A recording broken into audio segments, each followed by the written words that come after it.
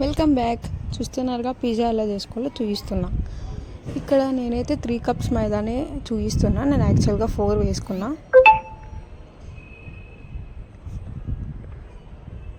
పిండి అంతా వేసుకొని జల్లెడ పట్టుకోవాలన్నమాట.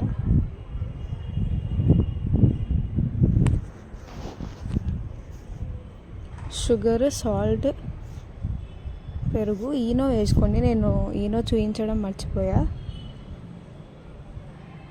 ఆయిల్ వేసుకొని కొద్దిగా వాటర్ వేసుకొని కలుపుకోవాలన్నమాట. డఫ్ చేసి ఒక 2 hours పక్కన పెట్టేసండి.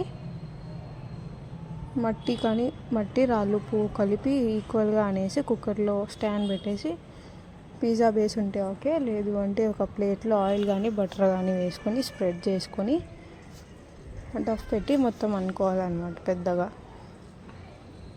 అనేసి స్పోర్క్తో డాట్స్ పెట్టుకొని, ఎందుకంటే పైన వరకు కాలాలి కాబట్టి. Pizza sauce, tomato sauce